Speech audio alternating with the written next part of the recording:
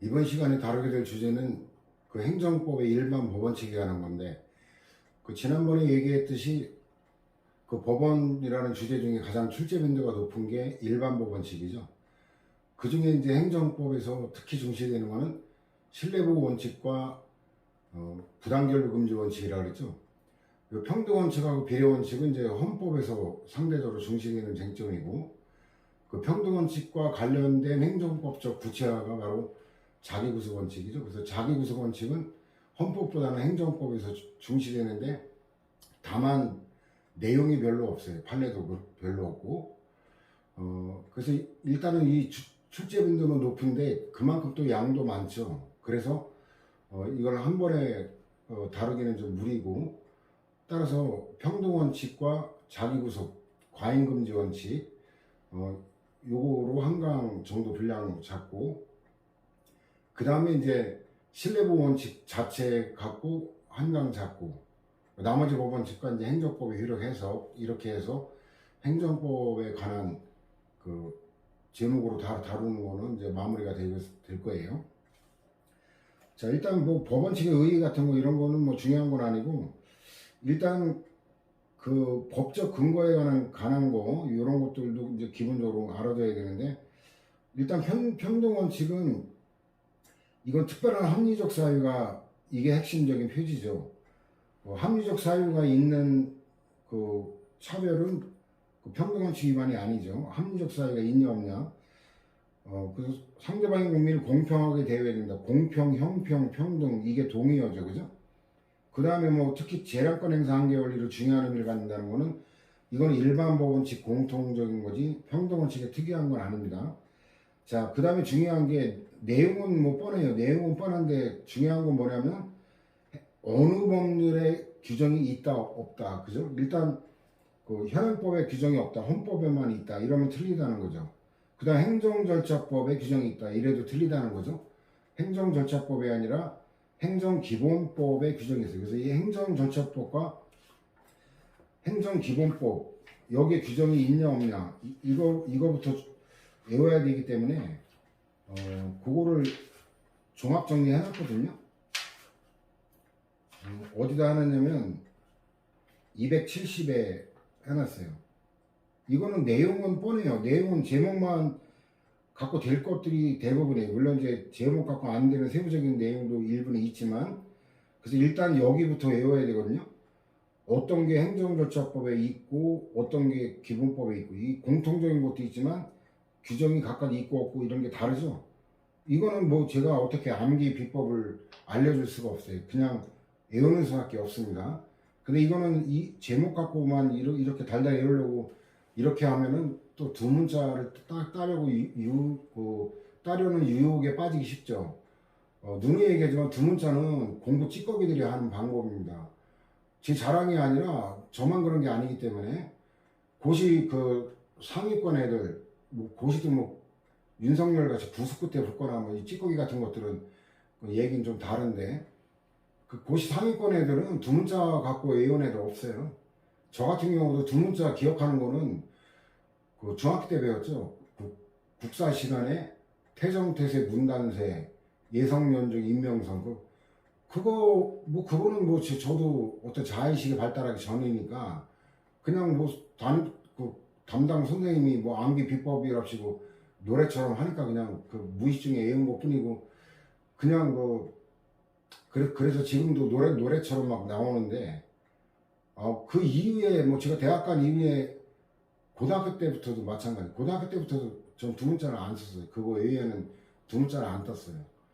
그냥 내용하고 연계를 시켜가면서 자연스럽게 외워지도록 그 자연적 암기법이라 할까? 그게 가장 스트레스 적고 효율적 방법입니다. 그래서 어쨌든 요거는 해당되는 내용을 보면서 기본법에 이런 게 있구나라는 걸 해당되는 부분을 공부할 때 염두에 두면서 외우는 거예요. 이게 기간에 관한 게 이게 민법, 옛날에는 민법 준용했는데 행정기본법에 이런 게 있구나, 이렇게 음미를 내용하고 이제 행정기본법이구나, 요거를 음미해 가면서 그렇게 반복하다 보면 이게 자연스럽게 이어지거든요. 이렇게 따로 이것만 놓고 뭐 270 이하 놓고 그냥 달달이 올라고 그렇게 하면 스트레스만 받아요. 자, 그래서 그런 거를 참고하면 될 거고 270. 내용은 뭐 특별할 게 없어요. 규정이 있다라는 것만 알면 합리적 이유 없이 뭐 이유나 사유나 같은 말이죠. 국민을 차별해서는 아니 된다. 그 내용을 별도로 읽을 건 없어요. 여러분들이 이미 알고 있는 내용인데 그게 행정절차법이 아니라 행정기본법에 규정이 있다라는 거. 그다음 평등원칙의 의미가 절대적 평등이 아니라 상대적 평등이다. 이건 획일적 평등을 절대적 평등이라고 하는 거. 무조건 똑같이 다루는 거. 그게 아니라 달리다른 합리적 사이가 있으면 달리다는 걸 허용하는 거기 때문에 절대적인 게 아니라 상대적이라고 말하는 거고. 그 다음에 이제 그 평등원칙은 본질적으로 같은 것을 자의적, 이 단어도 핵심 단어거든요. 그 합리적 사이가 없는 걸 자의적이라고 그러는 거예요. 자의적으로 다르게 취급하면 금지하는 거로 무조건 그 똑같이 다루라는 게 아니다는 거고. 그 다음에 또 하나 음미할 건 뭐냐면 법 적용에만 이게 적용할 때만 지키면 된다. 이게 아니라 입법에도 지도 원리로 작용한다는 거죠. 입법을 할 때에도 불합리한 차별 취급해서는 안 된다라는 거. 이거 음미할 게 추가됐죠. 그 다음에 그 정의에 반하는 자의적 차별. 이거는 뭐 헌재결정인데 자의적이라는 거는 평등원칙 핵심 개념으로서 헌재나 대법원이랑 똑같죠. 그 다음에 이제 여성 근로자들에 관한 게 7심 판례 나오는데 이거는 왜 이게 다루냐면 군 가산점에 관한 거기를 먼저 보고 하는 게 난데 이 심사 기준에 관한 거는 헌법에서 굉장히 깊숙하게 달아요. 근데 행정법 교수들이 그걸 잘 몰라가지고 관심이 없기 때문에 행정법에는 그렇게까지는 안 나오는데 헌법에서는 이거보다 더 심도 있게 다룬다는 거. 이 심사척도인데 완화된 심사척도는 자의의 심사, 합리적 이의가 있냐 없냐. 그러니까 완화된 심사척도가 적용되는 영역은 달리다른 합리적 사이가 있으면 바로 심사가 끝나는 거예요. 그럼 바로 합헌이다라는 거예요. 근데 이 엄격한 심사척도가 비례심사인데 이거는 뭐냐면 달리다룰 합리적 사이가 있더라도 그 달리다루는 정도가 너무 심하면 이건 또 평등원칙 위반이 될 수 있다. 그러니까 더 엄격한 거예요. 추가적인 심사까지 통과해야 최종적으로 합헌이라는 결론이 나오기 때문에 그 판단 기준이 또 구체적으로 나오는 게 헌법에서 특별히 평등을 요구하고 있는 경우. 이게 뭐냐면 그 근로 영역의 여성차별금지 11조에 평등원칙에 하는 일반 조항이 있잖아요. 근데 그 근로 영역에서 여성차별금지라는 게 이 특별히 평등을 요구하고 있는 경우. 그 다음에 차별적 취급으로 인해 관련 기본권에 대한 중대한 제한을 초래하는 경우. 요런 경우인데 그 군 가산점은 이 두 개 다 걸렸어요.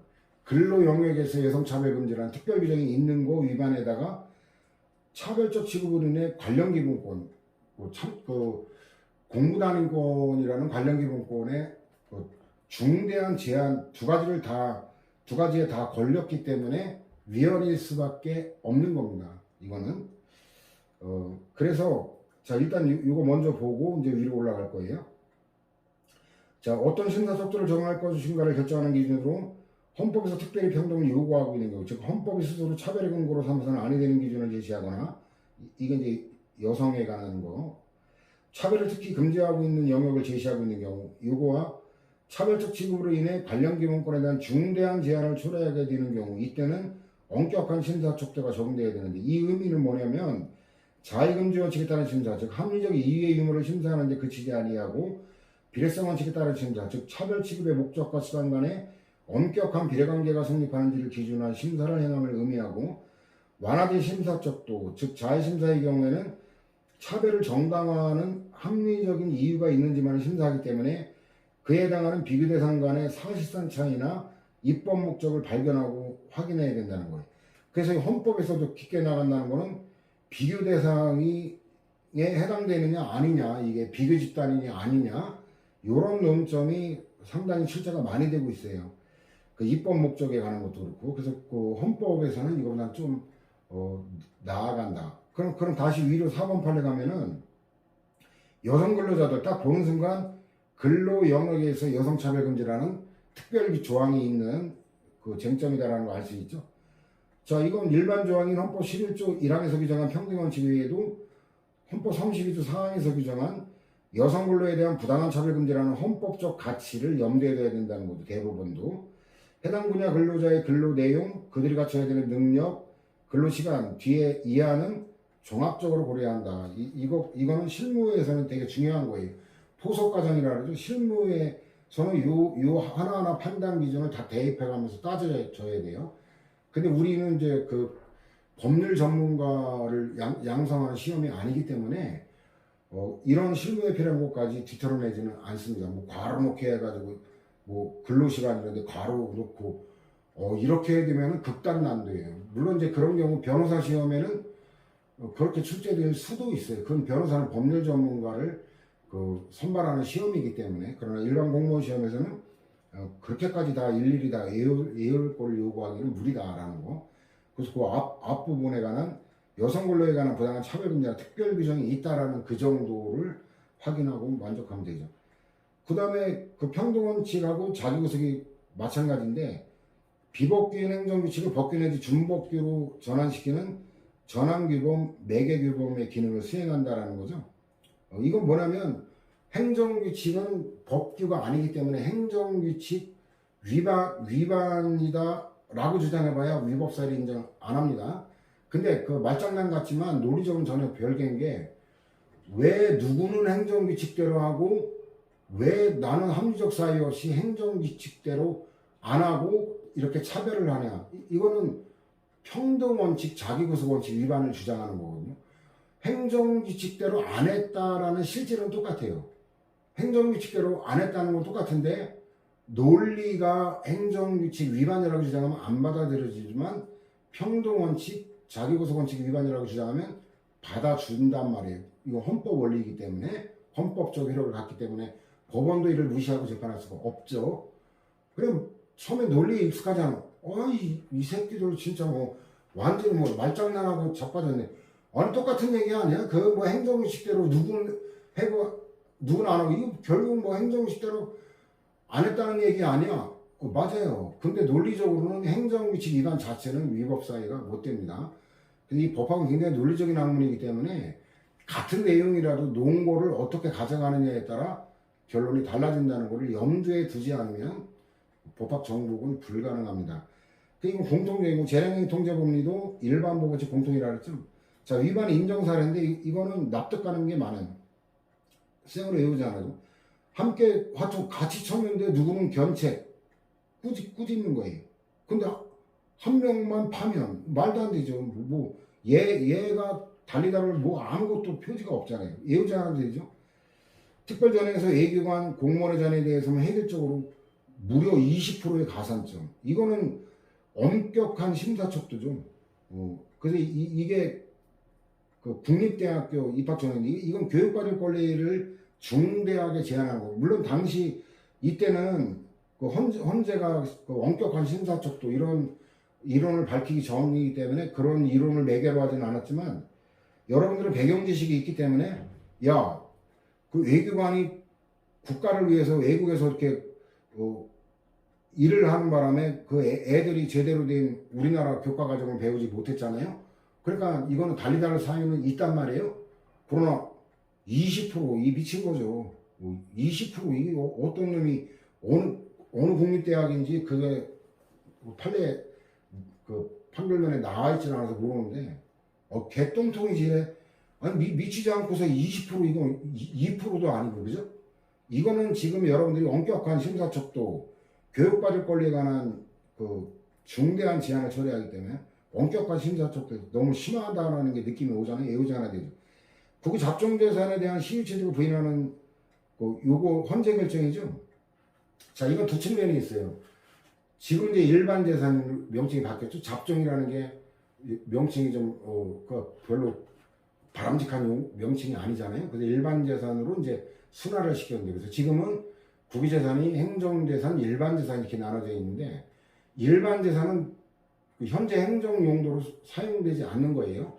그 체육 수험생들 강론 공부하는 그 친구들은 알아둬야 되는데, 국유재산 분류도 행정재산은 그 공용, 공공용, 그 다음에 기업용, 그 다음에 보존용 이렇게 나눠지고, 그 다음에 일반 재산인데, 일반 재산은 현재 행정용도로 사용하지 않기 때문에 공적인 물건이 아니고 사사로운 물건이기 때문에 이건 사법관계라는 측면. 근데 또 다른 측면은 또 뭐냐면, 지금은 행정용도대로 사용하고 있지 않지만 장차 언젠가는 이게 그 지방 분권에 따라서 국가기관이나 공공기관이 지방 이전할 때 그 부지로 활용될 수 있기도 하고, 지금 집값 문제가 심각한 사회 문제로 대두됐죠.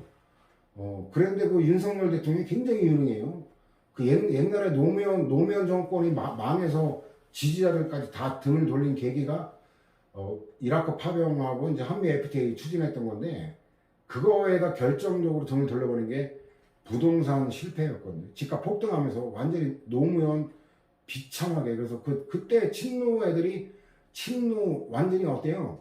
그 적폐로 그때 막 그랬죠. 그래서 폐죽이라 그랬어요. 완전히 정치적으로 멸문지화를 당하다시피 그렇게 됐는데, 이제 박근혜라는 미친 것 때문에 다시 이제 친문이라는 이름으로 부활했죠. 근데 그 문재인이 그 전 대통령이 노무현 대통령 때 그 민정수석 비서관에다가 비서실장까지 했던 사람이 또 부동산 정책이 실패했다. 이거는 문재인 대통령이 얼마나 안일하고 무책임하고 무능한 자였다라는 걸 알려주는 거죠. 아주 분노를 참을 수가 없을 정도. 다른 사람도 아니고 노무현 정권이 어떻게 망했는지를 누구보다 핵심적인 지위에서 바라봤던 문재인이 병신 같은 짓거리를 또 해가지고. 근데 오우 신통방통해요. 윤석열 100일 만에 집값 그냥 확 잡아버렸어요. 이거 3년 전으로 다시 돌아갈 가능성도 있어요. 진짜 대단한 일이죠. 어떻게 가능했는지 저도 모르겠는데, 다른 건 몰라도 하여튼 윤석열이 집값은 잡았어요. 뭘 어떻게 잡았는지는 모르겠지만, 제가 왜 이런 얘기를 하냐면, 이 그 서민 주택 안정화 정책을 위해서 대규모의 그 공공임대주택 이걸 대규모로 계속적으로 지어야 되거든요. 한꺼번에 뭐 몇백만 원을 지으면 이건 부동산 시장 교란 여러 가지 문제가 있기 때문에 그 매년마다 순차적으로 단계적으로 꾸준하게 늘려서 결국은 어때요? 집은 소유의 개념이 아니라 주거의 개념이다. 이렇게 해서 굳이 집을 사지 않아도 10년이고 20년이 미국 같은 그 복지 후진국 오랑캐 국가도 거기도 자기가 원하면 죽을 때까지 그 살 수 있는 임대주택이 많아요. 유럽은 말할 것도 없고. 그럼 굳이 집 살 필요가 없죠. 저렴한 임대료로 20년이고 30년이고 안정되게 살 공공임대주택이 몇백만 원, 몇천만 원 된다면 몇천만 원까지는 있을 필요가 없겠지만, 그러면 이 집값은 떨어지게 돼 있어요. 누가 뭐 굳이 그 재산세, 종부세 내가면서 그러면서 집을 소유할 이유가 없거든요. 그렇게 만들어야 돼요. 그러니까 두 측면이라는 거예요. 공공임대주택을 그 개발할 때도 역시 그 일반 재산 이 터에다 지을 수 있는 거예요. 그러니까 지금 당장은 공적 용도로 쓰지 않더라도 장차 공적 용도로 쓸 수 있다는 거예요. 근데 지금 윤석열 정부가 지금 국유재산하고 그 공공기관이 갖고 있는 자산 16조 어치를 팔아치우라고 지금 매각하라고 지금 독려하고 있죠. 정신 나간 짓거리입니다. 그 민영화에 관한 행정학에서 주로 다루는 그 과목이 행정학인데, 옛날에 석유공사 그것도 본사 매각해라고 해가지고 임대료가 훨씬 비쌌어요. 그 빚이 많아가지고 그 재무구조 조정하라고 그 매각해서 하라고 하는데 임대료가 더 비싸요. 공공기관이 그 빚에 대한 이자 2.5%인가 이거밖에 안 되는데, 워낙 그 신용도가 좋으니까 더 비싼 임대료를 내고 팔았는데, 그걸 사들인 단체가 기획재정부 출신의 공무원들로 만들어진 회사예요. 그러니까 결국 이건 뭔 수작이냐면, 이 장차 공적 용도로 쓰일 수 있는 이 국유재산을 갖다가 천억 이상의, 몇천억 이상의 자금을 갖고 있는, 동원할 수 있는 이런 놈들에게 엄청나게 특혜를 주면서 팔아치우는 거란 말이죠. 결국 그래요. 그 부분, 바로 장래 공적 용도로 활용할 수 있는 그 부분을 강조하는 게 바로 대법원의 논리입니다. 그래서 이거는 헌재 결정 같은 사법관계인데 달리 다뤘다 이러니까 평등원칙 위반이다. 근데 그 99하고 46하고 연결되는데 99에 한번 가볼까요? 99에 가면 그 위에 관련 판례 1번에 헌재 결정 나오고 이게 45하고 연결돼요. 부기접종대상은 사경제적 거래 대상으로 사적 자치 원칙이 지배되고 있으므로 시효제도의 적용에 있어서도 동일하게 보아야 하고 같은 사법관계라는 본질이 같다라는 거예요. 국위접종대상에 대한 시효체제를 부인하는 규정은 합리적 근거 없이 국가만을 우대하는 불평등한 규정으로 헌법상 평등원칙과 사회재산권 보장의 이념 및 과잉금지 원칙에 반한다.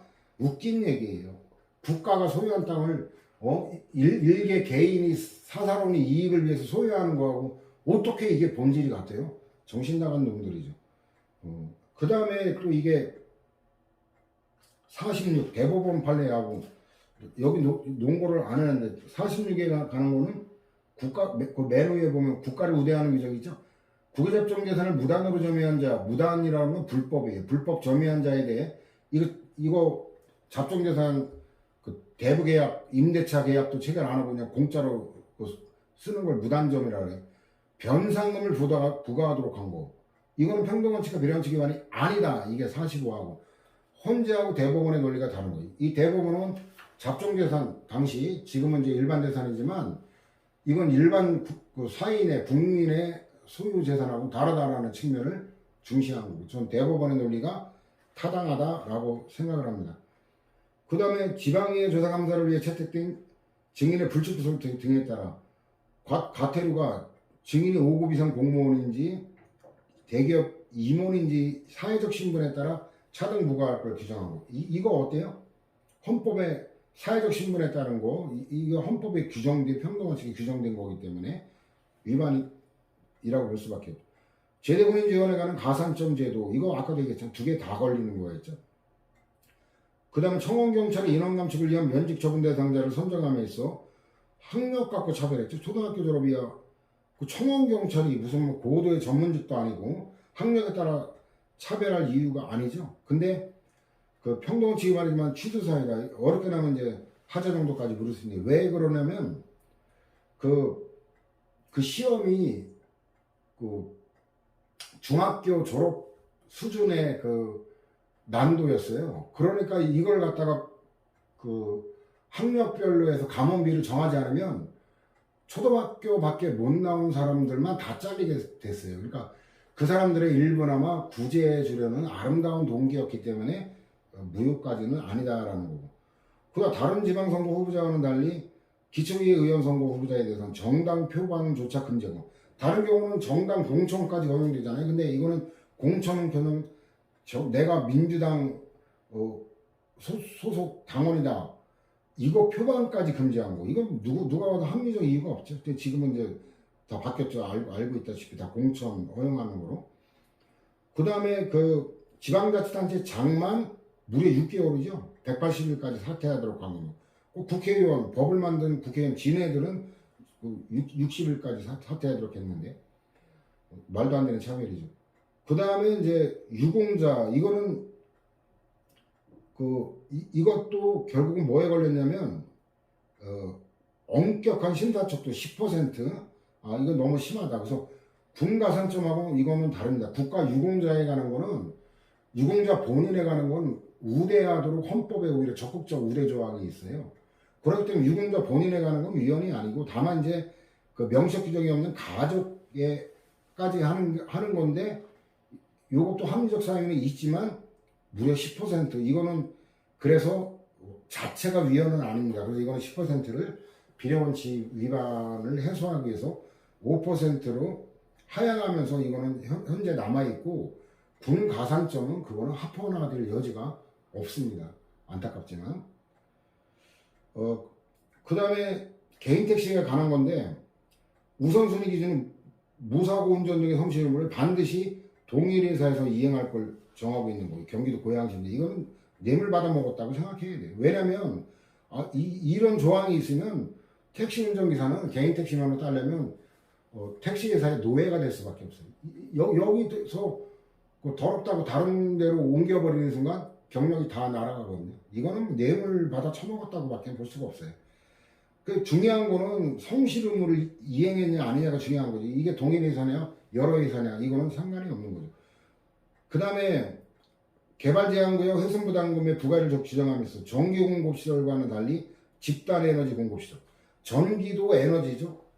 집단에너지도 에너지죠.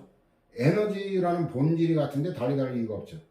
그 다음 플라스틱 제품의 폐기물 부담금의 산출 기준이 제조업자는 합성수지 킬로그램당 7.6원 또는 종량제 양에 따른 건데 수입업자는 양이 아니라 수입 가격의 0.7% 종가제로 규정한 거. 이거는 일단 폐기물 부담금의 취지가 뭐예요? 쓰레기 배출량을 줄이겠다는 거예요. 그러면 양에 따라 규제해야 합리적인 정책이지 가격에 따라 규제하는 거? 예를 들어 다이아몬드 반지 1억짜리다. 그러면 값은 우라지게 많은데 다이아 뭐 포장까지 해봐야 요 정도밖에 더 돼요. 이건 말도 안 되는 정책이었고 더군다나 달리다를 사유가 없는 거는 더 말할 것도 없죠. 그 다음에 평등원칙 위반 부정사례인데 이거는 유형화돼 있죠. 국가를 우대하는 거 이미 봤고 공무원을 공공단체 직원이나 국민보다 우대하는 것도 공무원이나 공공단체 직원이나 공익을 위해 일하는 것 같지만 상대적으로 공익의 정도가 공무원이 더 강하다라고 본 거예요. 그 합리적 사유가 좀 있다고 보고 그래서 일일이 이럴 건 아닌데 다만 이제 7급 수험생들 강론 공부하는 변호사 7급 수험생들은 동그라미 3번 있죠. 통근제에 관해 공무상제 이거 공무원이 인정했는데 이 산업재해보상보험법에는 인정이 안 되는데 지금은 똑같이 통상적인 출퇴근 경로를 이탈하지 않으면 이제 산재 거기도 똑같이 돼요. 그래서 강론에서는 그것까지 알아둬야 돼. 이게 옛날 법에 따른 판례예요. 개인택시 운전면허 관련인데 이건 유예기간 없이 개인택시 운송 상업면허 기준을 변경하고 그에 기하여 한 행정청의 면허신청 접수 거부 처분. 이거 신뢰보호 평등원칙 위반이 아니다. 배경적인 걸 알아야 돼. 일단 개인택시 운송사업 면허가 학문적으로 특허다. 특허는 공익사업이다. 이 운수사업은 공익사업이죠. 시민의 발이다. 속칭 이렇게 표현되는 건데 공익사업은 보호하는데 보호하는 방식이 독점적인 경영권을 설정하는 경우도 있지만 이 운수사업은 독점이 안 되잖아요. 개인택시 한 대 갖고 말도 안 되잖아요. 이건 수급조절 방식이에요. 공급이 초과돼가지고 택시 업계 기반 자체가 무너지는 거 막기 위한 거니까 공급 과잉의 우려가 있을 때 면허 기준을 엄격한 거로 변경하고 할 필요가 있다라고 보는 거고. 그 다음에 거주지 요건 이외에 해당 지역 운수업체에서 일정 기간 근방 경력이 있을 때만 부여한다. 청주시가 이제 2개가 나오는데 이거 지역 운수업체에서 일해야 지역 교통사정이나 도로 사정을 잘 할 거 아니에요. 지리도 모르고 운전하면 얼마나 답답해요. 요새는 이제 운전 앱이 있어가지고 티맵 같은 그래가지고 조금 이런 게 완화되긴 했지만 그래도 합리적 사항이 있다고 봐야죠. 그 다음에 또 네 번째도 이게 두 번째하고 유사한 건데 본점 소재지가 화성시인데 청주 영업소 소속이에요. 이걸 인정 안 한 건데 이것도 아까 두 번째하고 똑같아요. 해당 지역 운수업체의 기준에 안 맞다라고 위반하고 연계하면 돼요. 그 다음에 이제 구리시 사건인데 세 번째 이거는 버스 등 다른 차량의 운전 경력보다 택시 운전 경력 우대하는 거 거의 다 합리적 사유가 있죠. 왜냐면 개인 택시가 택시잖아요. 동종 차량 운전하는 경험이 더 안전할 가능성이 높잖아요. 왜냐면 이 자가용하고 그 다음에 트럭하고 이거 완전히 다르죠. 감각이 같은 자가용이라도 차종이 다르면 또 감각이 달라요. 저도 운전에 관해서 굉장히 운전 잘하는 측에 들어가는데 고속주행하면서도 사고를 거의 내지 않는 그런데도 이 렌트 하잖아요. 그럼 차가 바뀌잖아요. 한 10분 정도는 브레이크 상태, 핸들 이 빡빡함 여부 이걸 파악하느라고 아주 조심스럽게 운전을 하거든요. 왜냐면 브레이크도 그냥 조금만 밟아도 바로 듣는 경우도 있지만 그냥 꽉 밟아야 듣는 차도 있고 이렇단 말이에요. 그러기 때문에 이거는 당연한 합리적 사유가 있죠. 그 다음에 일반직 직원의 정년을 58세로 규정하면서 전화기원 직렬 얘만 53세를 규정한 거. 그래가지고 이건 여러 가지 배경이 있죠. 노사 간의 합의를 거쳤고, 그 다음에 이제 그 신규체행을 못 해가지고 젊은 사람들이 거의 없다는 여러 가지가 이제 고려가 된 거죠.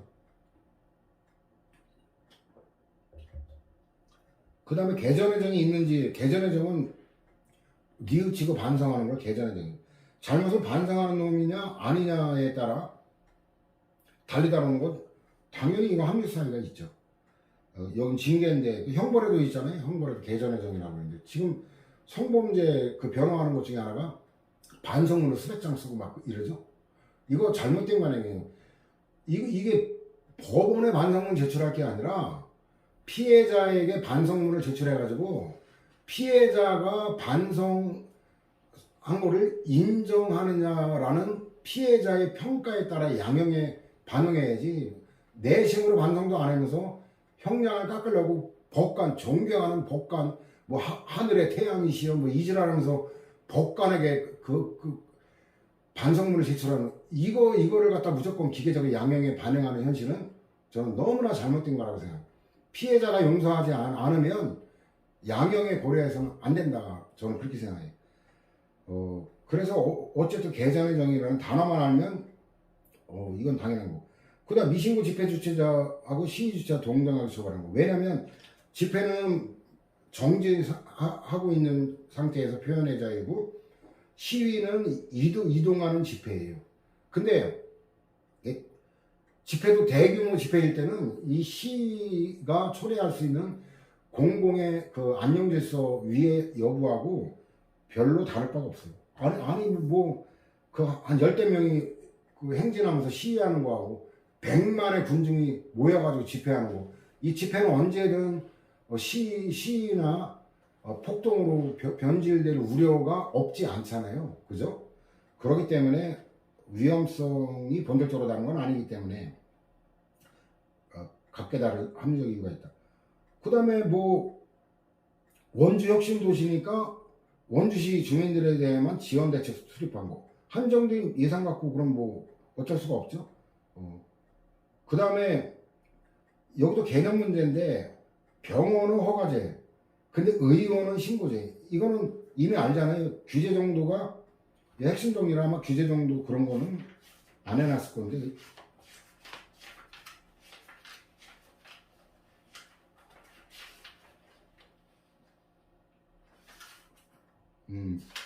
그건 안 해놨는데 뭐 그 특허가 가장 높은 거고 그 밑에가 허가하고 그 다음에가 등록과 수리를 위한 신고, 그 다음에가 이제 자족적 신고 이렇게 되잖아요. 그 허가가 규정은 높은 건데 의원은 뭐냐면 의원 입원실이 없는 그냥 통원 환자, 외래 환자 진료만 하는 게 의원이에요. 근데 병원은 뭐냐면 입원 환자까지 입원실까지 갖추고 있는 또 병상 규모도 더 큰 거예요. 그럼 당연히 어때요? 달리 다른 이유가 있죠. 그 의원은 소규모 그 작은 병원 그 경미한 질환만 그것만 다루잖아요. 그 위험성이 당연히 병원에 높죠, 그죠?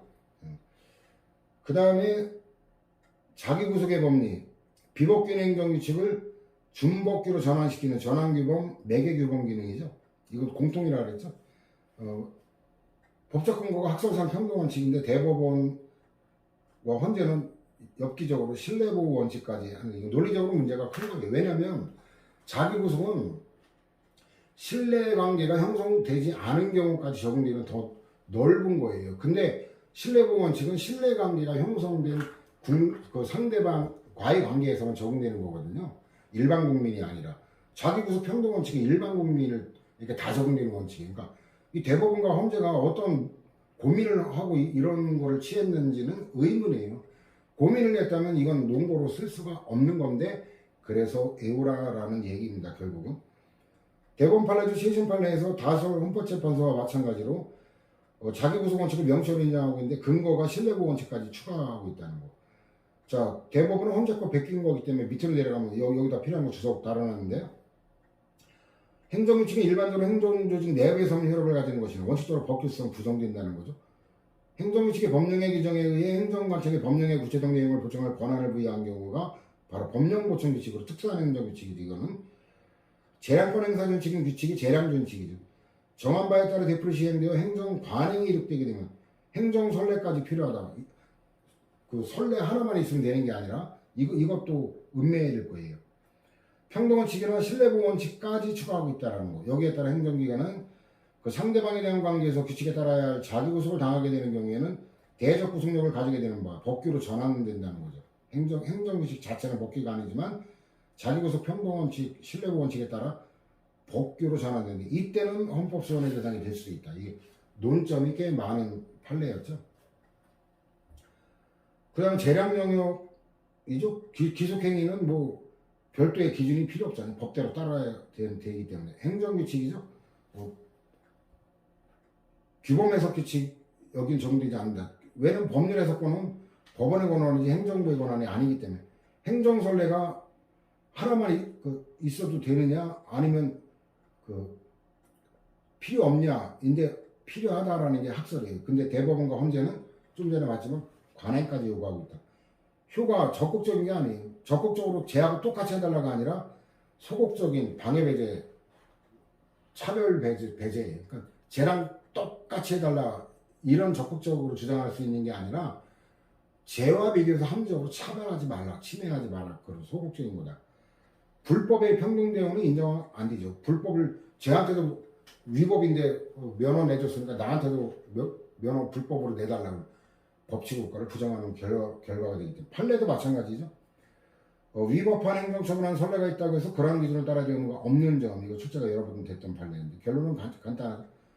자기구속으로부터 이탈 합리적 사유죠.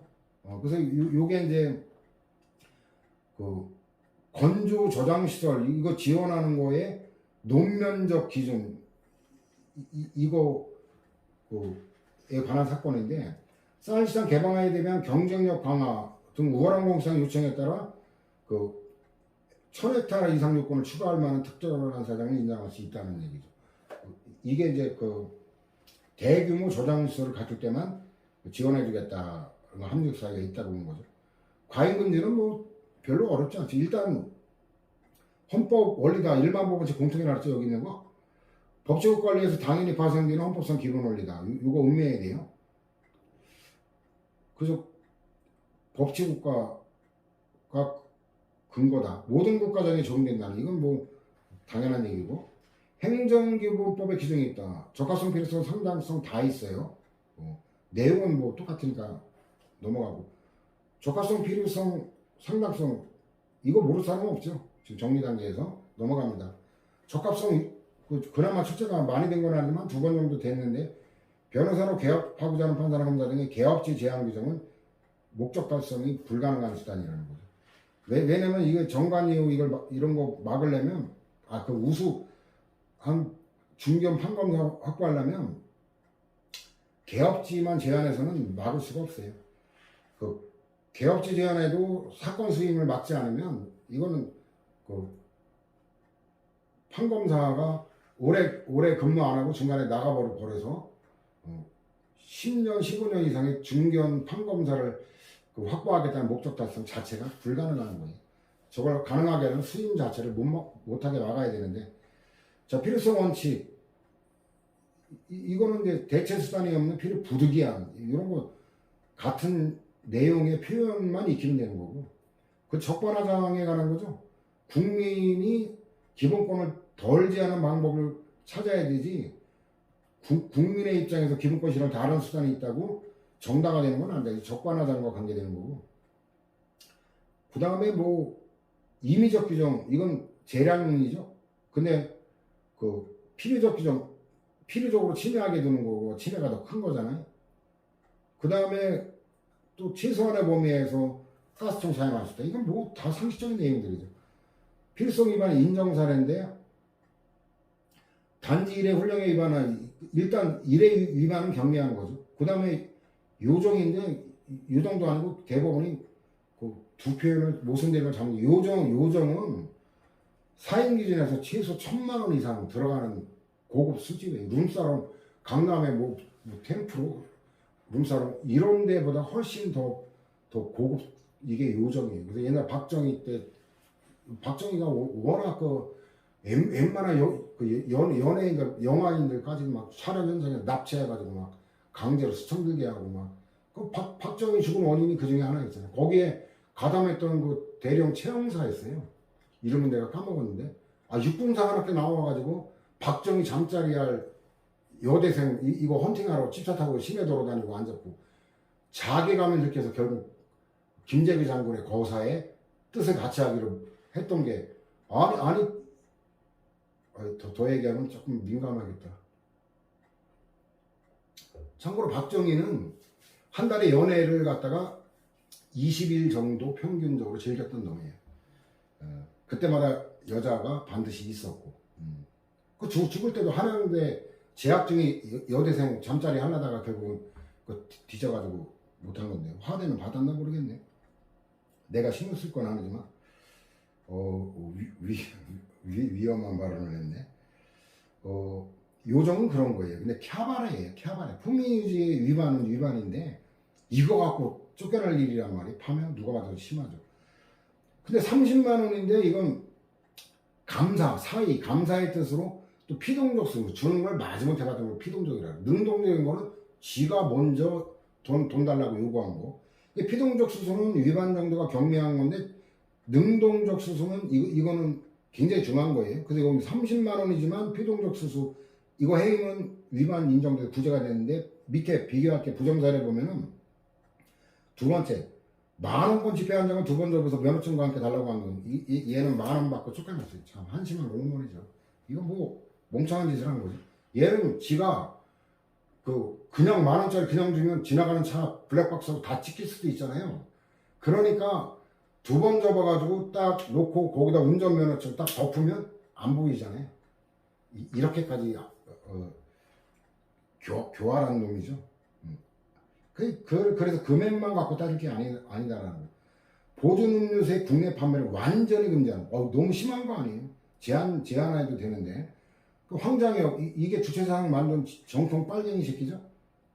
이 빨갱이 새끼가 국립묘지에 지금 묻혀 있죠. 대전에 언젠가 이장해야 될 겁니다. 이런 빨갱이 새끼를 갖다가 국립묘지에 안장을 한단 말이에요. 미치광이 같은 놈을. 그냥 우리나라하고 보면 웃겨요. 말만 종북 좌파 어쩌고 하는데 저런 빨갱이 새끼를 갖다가 국립묘지에 안장하고 그러고도 문제제기를 안 하고 있으니 참 이율배반이죠. 근데 어쨌든 뭐 빨갱이든 지랄이든 대한민국 국민이니까 거주 이전의 자유가 있잖아요. 그래서 미국 방문한 여권 발급 자체를 거부한 거는 이거는 잘못된 거죠. 그럼 분명한 거예요. 빨갱이든 말든 정당한 기본권은 보장돼야 되는 거예요. 다만 국립묘지에 붙일 자격이 없다는 거지 기본권까지 뭐 함부로 침해하는 거가 용납되는 건 아니거든요. 그 다음에 첫 번째 거 이건 뭐 정신 나간 거 아니에요. 누구보다 구호조치해야 될 의무까지 있는 애가 뺑소니 한 거예요. 이건 해임이 아니라 파면에도 할 말이 없는 사안이 있죠. 그 다음에 상당성 원칙이 많은데 일단 양도인이 한 거예요. 양수인이 한 게 아니라 양도인이 등유가 섞인 유사의 관리를 판매한 바를 모르고 선의 부가시는 경미한 위반이죠. 6개월 영업정지 최장이에요. 이건 말도 안 되죠. 누가 봐도 정신 나간 행정이죠. 이게 일단 양도는 돼요. 양도는 되는데 이게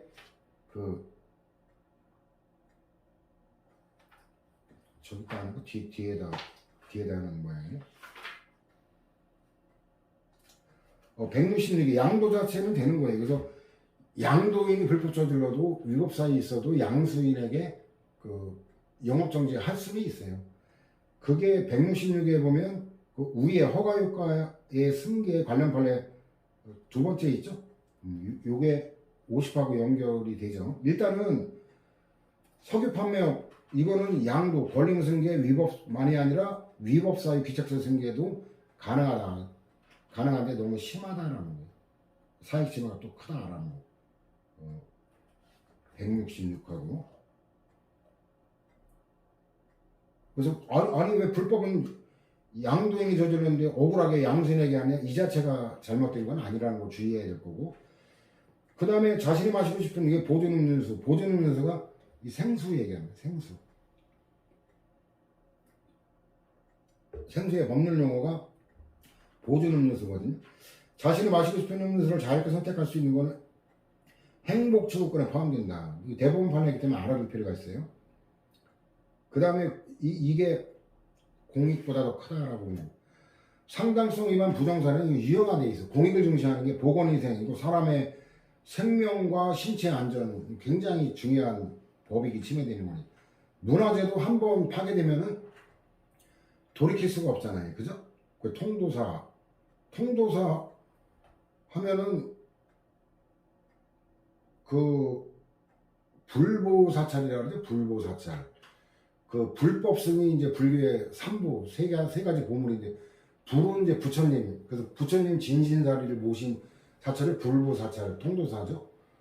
그 다음에 법은 이제 경전. 그 경전에 가는 게 팔만대정경이 그 보관되어 있는 해인사가 법보사찰이죠.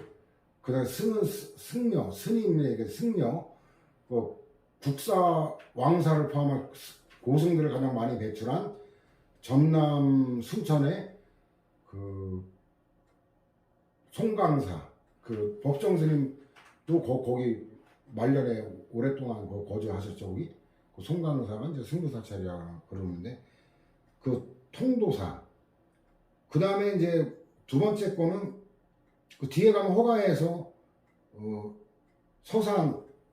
서산의 행위읍성 사건도 나와요. 그것도 말 나온 김에 잠깐 인용을 해줄까?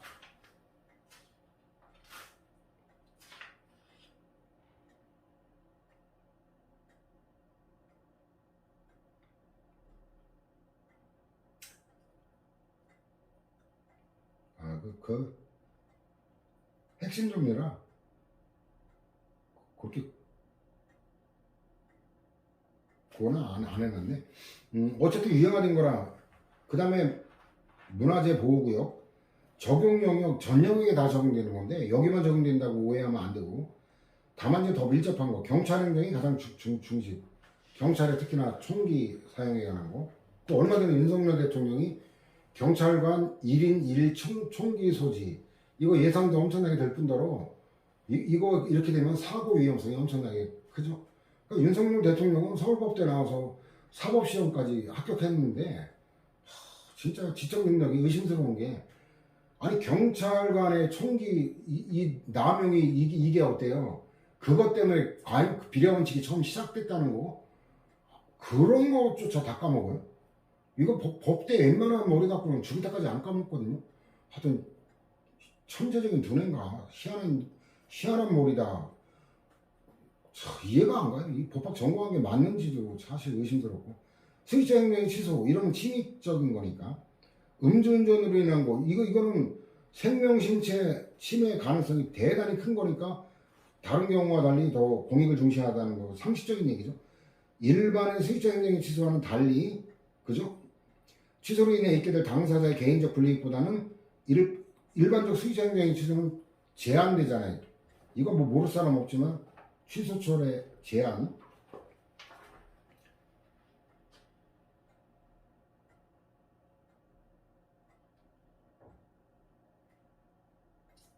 그래서 235에 있는데 뭐 수익적 행동 위에 두 번째 보면 수익적 행동이죠. 요거는 제한되는 표지인데 근데 이 음주운전으로 인한 거는 일반 예방적 측면이 더 강조돼야 됩니다. 일반 예방이 일반 국민에 대한 예방이죠. 음주운전에 적발되면 형사처벌되고 면허정지, 면허 취소될 수 있다는 걸 알림으로써 일반 국민이 음주운전하지 않도록 하는 게 이제 일반 예방이고 특별 예방은 특별한 국민, 즉 교도소 재소자가 출소 후에 재범을 저지르지 않도록 하는 건 특별 예방이라고 해요. 특히 당해 운전자가 영업용 택시를 운전하는 등 자동차 운전을 업으로 삼고 있는 자의 경우는 더욱 그렇다고. 왜냐면 얘는 상습적으로 음주운전할 가능성이 더 높잖아요. 그래서 이런 거 근데 관련되는 게 그 58, 59, 60에 순차적으로 있네. 58 보면 자가용 운전수냐 택시 운전수. 58에 보면 고의 악의 중과시 이런 경우인데 요 첫 번째 보면 택시 운송 사업자, 얘는 사업자잖아요. 이게 51, 59, 60 악용되는. 아니 사업자가 자기 관련되는 사업에 법을 모르고 있다? 이거는 어때요? 믿어줄 수가 없죠, 그죠? 그 다음 59위에 보면은 맨 밑에 판례죠. 운전면허 취소 사유에 해당하는 음주운전을 적발한 경찰관의 소속 경찰서장이 사무착오로 위반자에게 운전면허 정지 처분한 상태에서 위반자의 주소지 관할 지방경찰청장이 위반자에게 면허 취소한 경우인데 운이 좋았죠. 원래 면허 취소 사유인데 대구 사람이 여수 가서 음주운전하다가 적발된 거예요. 근데 처음에 면허 정지됐는데 뒤늦게 대구의 그 지방경찰청의 그 경찰이 면허 취소 사유라는 걸 발견하고 이렇게 한 건데 일반 국민이기 때문에 법 지식이 적다라고 관대하게 본 거예요. 이게 51, 58, 60 이제 마지막 60인데 60의 맨 밑에죠. 맨 밑에 세 번째 이거 그 택시 운송 사업자도 아니고 그냥 택시 운전사예요. 근데 이거는 진짜 일반 국민이기 때문에 관대하게 봐줬다라고밖에 해석이 안 돼요. 택시 운전사가 면허 정지 중에 운전을 하다가 적발돼 형사처벌을 받았으나 아무런 행정 조치가 없어 안심하고 계속 운전 업무에 종사하고 있더니 3년이 지나 취소 처분한 경우. 아니 택시 운전하면서 면허 정지 기간에 운전하면 면허 취소될 거라는 걸 몰랐다. 이거는 받아줄 수가 없잖아요. 근데 일반 국민이기 때문에 더군다나 3년이나 지났기 때문에 실권의 법리 요거하고 결합이 된 거예요. 이게 51, 58, 59. 그러니까 실권의 법리와 결합되기 전에 일단 일반 국민이기 때문에 관대하게 다룬다. 사업자하고 또 개인 택시 사업자도 사업자거든요. 그런 운전을 업으로 하는 그런 경우하고는 일반 택시 운전수와 자가용 운전수는 관대하게 다룬다라는 그런 감각으로 보면 돼요. 제재적 처벌에 관한 거 당연한 거죠. 제재적인 게 침입적인 거니까. 그 다음에 공영수행도 그 강제로 뺏는 거잖아요. 근데 보상은 해주지만 시가보다 낮게 보상하니까 침해죠. 그러니까 필요한 최소한데 그쳐야 된다. 이건 필요성이라는 거 알아볼 수 있죠. 이번 시간에는 시간상 일단 여기서 마무리하겠습니다. 다음 시간에는 다음 시간에는 실내보호 원칙에 관해서 진행하도록 하겠습니다.